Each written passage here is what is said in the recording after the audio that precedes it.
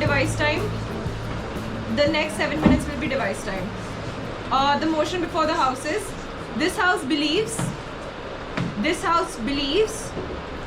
that fashion trends have become a form of modern day colonialism. Phones on the table facing down. 8 minutes starts now.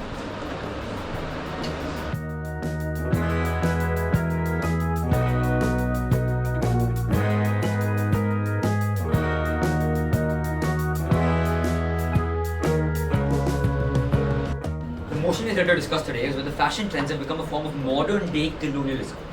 Now, before we begin this debate, let me clarify some necessary definitions regarding this motion. By fashion trends, we refer to the surge in popularity of certain fashion styles, certain aesthetic styles, etc.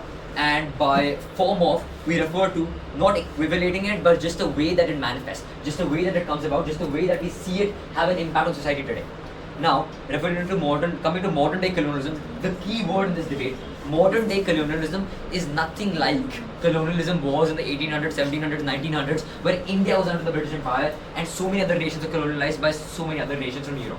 Modern day colonialism refers to a way in which nations maintain control over other nations' economies, over other nations' mindsets, over their psychologies and their psyches by indirect measures. This refers to how they use social media, how they use public information, how they use so many other mediums to maintain economic, social, political control over other nations indirectly, and hence is not the same as colonialism was earlier, where they'd go nation by nation plundering and etc. As our opposition may make it seem, they're going to nations and they're not really capturing anything, they're just spreading ideas. Well, neocolonialism is going to show exactly how the spreading of ideas allows them to maintain this control. Now, for me to begin with my first constructives, I would like to start off by mentioning how fashion industries allows nations such as China, America, and numerous other Western nations to maintain control of industries. The Chinese government or the United States government can allows us to control the popularity of trends.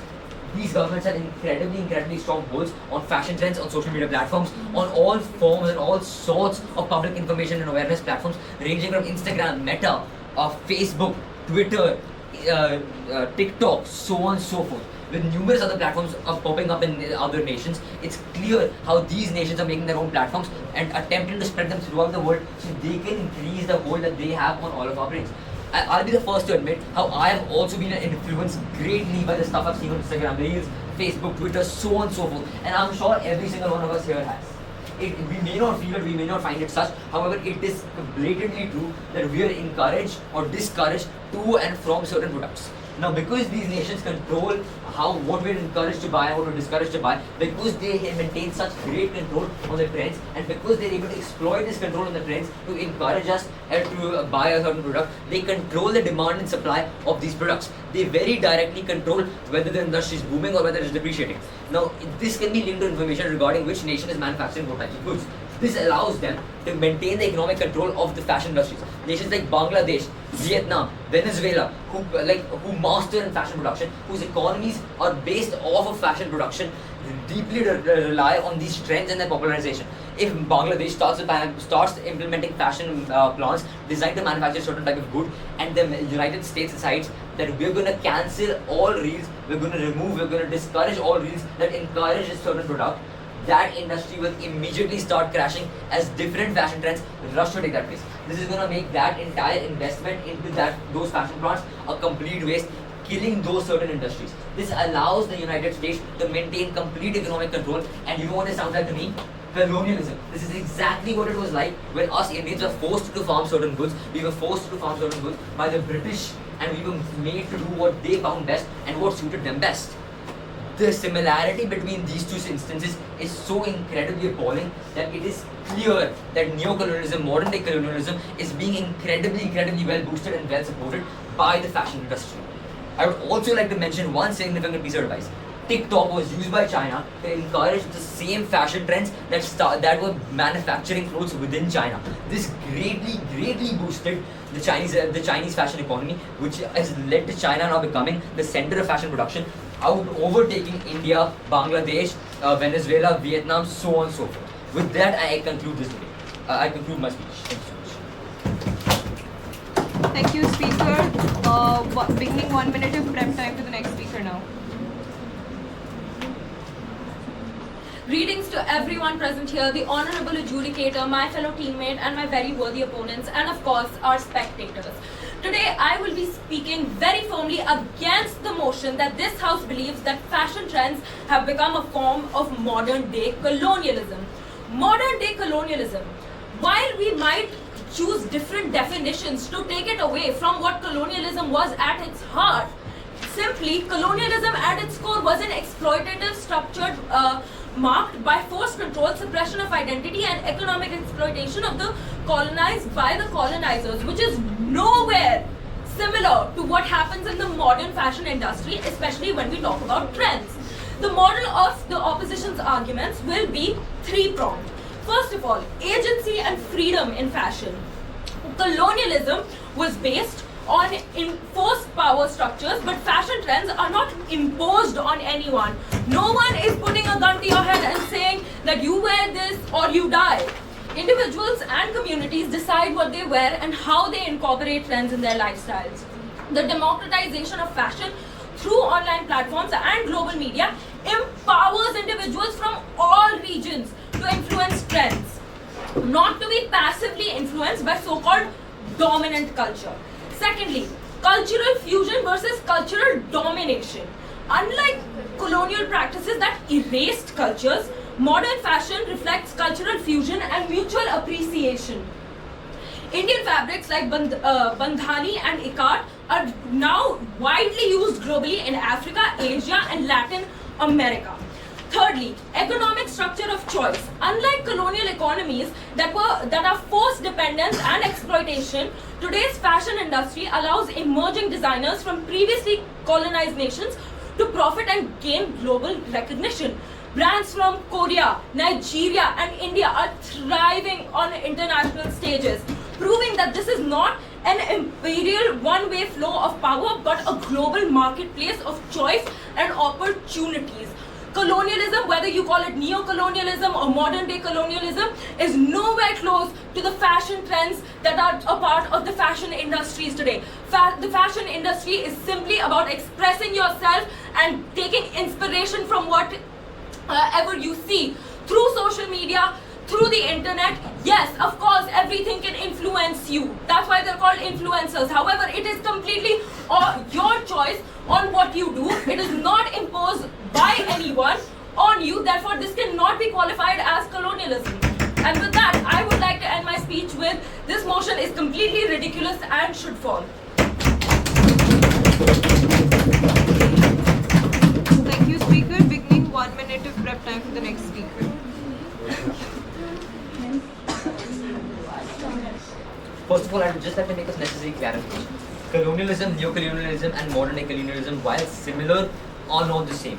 Our opposition is confusing them together and saying that colonialism is not happening, neo-colonialism is not happening, and modern-day colonialism is not happening. You can only tackle one issue at a time, and because they're mixing up all of these issues similarly without acknowledging the differences, is confusing myself as well as the audience here with what each topic really means. Now coming back to the power, now coming to my second constructive, I'd like to discuss how the power and effective influence of the Western cultures via fashion trends is taking a huge toll upon our own understandings and the way we think.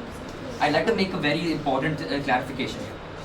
Neo-colonialism, referring to the way that Instagram, Twitter, Facebook, all these social media platforms are affecting us, talks about how we are being influenced by such phenomena. Talks about how these phenomena are allowing us to be controlled, are allowing our choices to be controlled, our choices to be influenced, and assistively are allowing these companies, these nations to decide what it is that we want to purchase, that we don't purchase. Additionally, by encouraging these beauty standards, by encouraging these Eurocentric, Western-centric fashion trends, what's also being done is that our own personal cultural beauty, Indian traditional beauty, as well as the traditional beauty of so many other nations, is being diminished. Us in India today are encouraging or recognizing Western beauty standards so much more than we were earlier, which is reminiscent exactly of colonial times when we all prioritized the white man as a superior. We all thought of the white person as being better. We all thought of the white aesthetic of being better. Today, similar beauty standards regarding white individuals and Western individuals are taking a very, very strong hold upon young minds as well as minds of ourselves.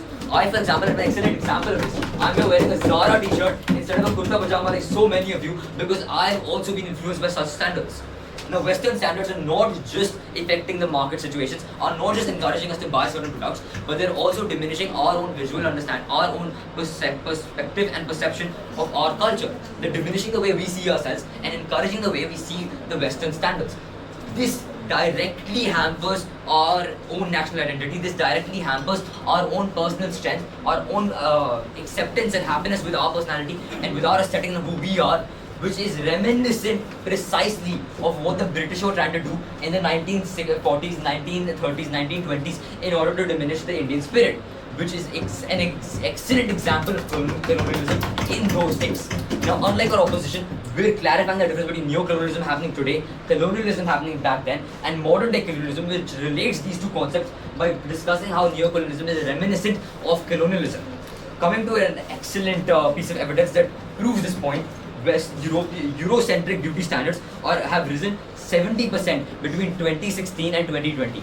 Now, fortunately, Eurocentric beauty standards are again falling due to the Indian spirit having been so uplifted and due to Indian ideas coming about. And as I'm sure you all have noticed, during the COVID times, during the pandemics, we were all scrolling reels and we were all so incredibly influenced by the reels we saw made in the United States. It made us so aspirative of that lifestyle. It made us truly want to be involved in that lifestyle. Again, an excellent example of how fashion, trends, etc. are being used to influence our perspectives, which are allowing these nations to control our psyche.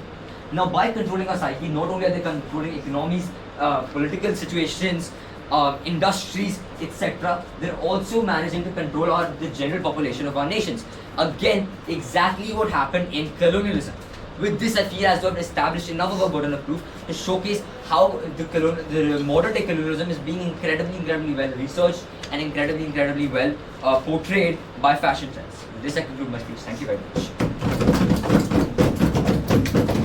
Thank you, speaker. Beginning 1 minute of prep time for the next speaker.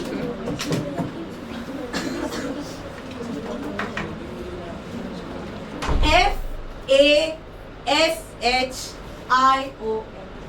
Fashion. This 7-letter word is like the 7 colors of rainbow. Beautiful, gorgeous, and expressive. Greetings, my respected adjudicator, lovely opponents, worthy teammate, and of course the spectators. Today, I, Samriddhi Jain, the second speaker from the opposition side, will prove why today's fashion trends are not a form of modern day colonialism. Fashion trends are spread through voluntary adoption, not imposition. My dear opponents, the very definition of colonialism is that cultural practices were forced upon people. A country dominated other countries by imposing their culture, their fashion onto other people, whether they wanted to or not. This is not what fashion trends do today. In fact, this is my opposition completely confusing globalization with colonialism. In globalization, global audience appreciates and finds inspiration in others' culture. Modern fashion allows for blending one's individual taste to express themselves better. Fashion is the biggest form of non-verbal communication.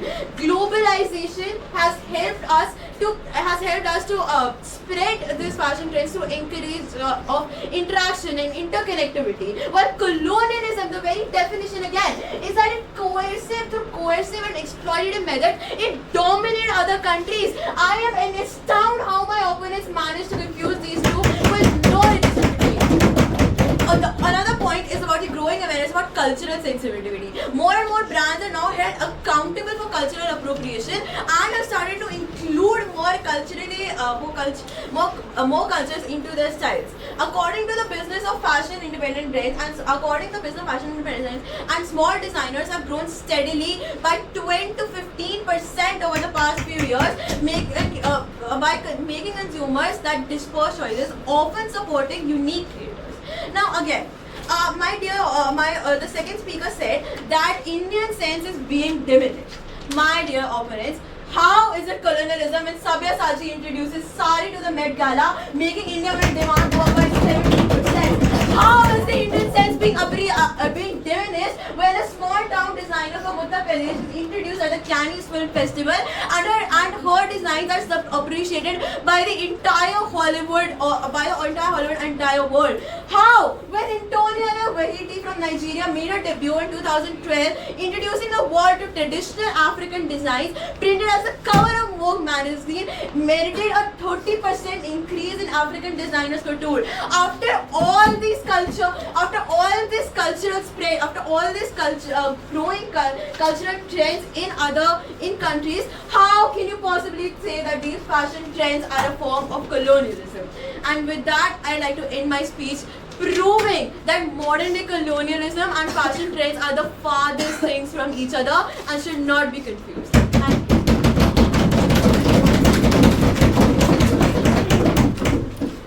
Beginning 1 minute of prep time for the next speaker. Good afternoon, ladies and gentlemen. This is Shanvi Nishavan going as third speaker from the proposition side of the motion. Firstly, I'd be elated to re-establish the points and interpretation already said by my team, as the opposition, despite repeated reminders, still seems to confuse the difference between neo-colonialism, modern-day colonialism, and dating back colonialism to the 18th century. Hence, fashion trends today operate similarly to colonialism by simply spreading dominant cultural values, aesthetics, economic interests, often at the expense of local industries, local identities, and local practices, which leads to the collapse of these industries in several different regions.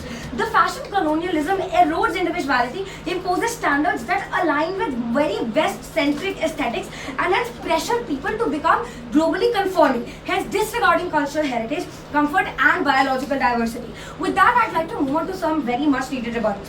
First speaker started by saying that colonialism was a structure where colonists colonized nations and exploited them. Yes, ma'am, that is exactly our case. Neo-colonialism. Where in this context, countries and parties have control over us. I repeat, indirect control over us, where the market trends are impacted, market industries, economies, local industries collapse, and hence exploitation, ladies and gentlemen, a structure exploitative similar to those of colonial societies. My next point as rebutting is to the fact that they said individuals and communities decide and have a choice as to what they choose to adapt within their lifestyles and how they incorporate trend in their lifestyles. Okay, point taken. But ma'am, that is what we think. We have no control over our subconscious minds. But who has control over our subconscious minds? Western media, Western trends, fashion trends. That is the indirect control practiced by neo-colonialism, something that is beyond our comprehension. Another fact to also prove this point rendering wrong is the fact and the study of Joseph Stalin, where he used media or variant control of media in order to subconsciously control the citizens of his country. Subconsciously control, not exploitatively and colonially control. They also said that today's fashion industry allows small designers to express their style. But what is their prominence? Do small designers actually rise up as much when we compare to Western designers or West people who come from Western fashion trends and dominate industries right now? Only the ones backed up by the rich, wealthy, Western powerful sources do have the chance to actually come up and establish their place in a global industry and market. Hence, exploitation, giving rights to only those in power. They also again used colonialism, neo-colonialism in the same statement. This makes just their case sound more confused. If they also said it's your choice, what you do. Again, a point that was repeated, ma'am, media control. If I am subconsciously surrounded by continuous fashion trends imposed by Western countries or Western dominant nations, it is not my choice as to where I'm inclined towards. It is not my choice if I want to wear something traditional, if all I'm exposed to is fashion trends exposed by Western media. If all I'm exposed to is the indirect control that those fashion trends exercise over my life subconsciously. Another study to back up the same is the Albert Bandura's modeling case study. The theory where when you see something, you intend to model it and take upon it. Hence, when somebody sees a fashion trend expressed by Western media, they tend to follow it. They tend to be dominated by it. Their ideas and ideologies seem to be overpowered by it. Second speaker, they said that colonialism was when cultural practices were imposed on people. Ma'am, we're talking about modern neo-colonialism. We're not simply talking about culture. We're talking about fashion trends being imposed on people, different lifestyle choices. That is what we're talking about. They also said that globalization has helped spread fashion trends. Ma'am, globalization also leads to homogenization, which is arguably worse. They all, again, another question, does globalization also justify nations like Bangladesh, Vietnam, who are deeply exploited by Western fashion trends and Western fashion industries? Is that also justified by globalization, their exploitative structures similar to those of colonial societies established way back?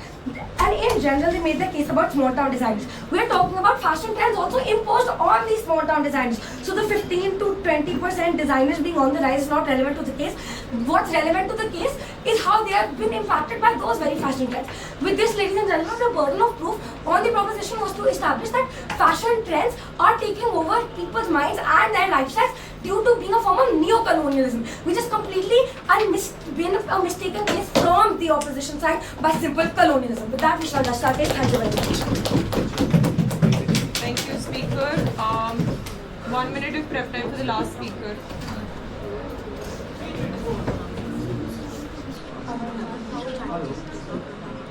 Good morning again to everyone present here. My honorable adjudicator, my very worthy opponents, and my lovely teammate, and of course, our spectators. First of all, I would like to reiterate our stance and therefore strengthen the pillars of the opposition stance, because clearly the proposition has missed it and therefore given rebuttals that have already been rebutted by our original speeches. First of all, when we come to our model of argument, which was given in my first speech, agency and freedom in fashion, then agency and freedom in fashion, economic as a structure of choice, and cultural fusion versus cultural domination. This was the three-pronged approach that the opposition went by. Now, let me come to a few of the rebuttals that I have against the proposition. First of all, China made TikTok and pushed their fashion. First of all, isn't that the job of every country when they are making something? It is their job to push their culture. Therefore, to advertise their culture, not just fashion, to advertise their language, to advertise everything about them. That is the definition of globalization. Because in order for other people to recognize their culture, they have to advertise it. Now, when the speaker talked about how China made TikTok and pushed their fashion, of course they were supposed to do that. However, other countries took TikTok as a platform to therefore then push their culture as well. Therefore, making TikTok an inclusive place, therefore not restricting just China to pushing their culture. Then, when we are talking about modern day fashion trends, which, by the way, as proposed by the proposition's speaker, Eurocentric standards are falling again. That is exactly what we're saying. We are talking about modern day fashion trends. We are saying that even if it was neo-colonialism as the proposition proposes, it has started fading and it is not there anymore. Because like the proposition again said, Eurocentric standards are falling again. And what we stand for is that culture has not faded. And the proposition also talked about how these cultural practices are at the expense of other cultural practices. Like I said, that is simply not true. Because, like I said in my first speech, Indian fabrics like bandhani and ikat are used globally in Africa, Asia and Latin America. This is no reason, this is no example of showing that cultures are fading or being dominated by other cultures. It is simply a symbol of how globalization, which is not neo-colonialism or modern colonialism, is taking place. Then, when we come to the other rebuttals, first of all, when we look at reels and social media, they are not dominated by the West. Every single one has the right to use the platform however they want. And by the way, a lot of Indian trends were recognized by a lot of the Western community. First of all, let me take a very tiny example. The Ahsoka trend of doing the makeup. Everyone used the Indian music and chose to wear traditional sarees, chose to wear traditional jewelry from India. Then a lot of Russian creators wear sarees to Rishikesh and Banaras because of the way that they are introduced and advertised in those very same platforms that the proposition is saying supports their neo-colonialism. Then the proposition also said that compared to the West, other countries do not dominate as much. That is simply natural. If the West has dominated everything for so long, then obviously it will dominate it until everyone still has the right to jump up and grab that. The West has been dominating for so long, therefore it has that history of domination, therefore it will go along with the history of domination. However, what the opposition is saying is that that is falling, and the proposition opposition agreed with us when they said that Eurocentric standards are again falling. Then, okay, with that, I'd like to end my speech by saying that this motion should absolutely fall. Thank you.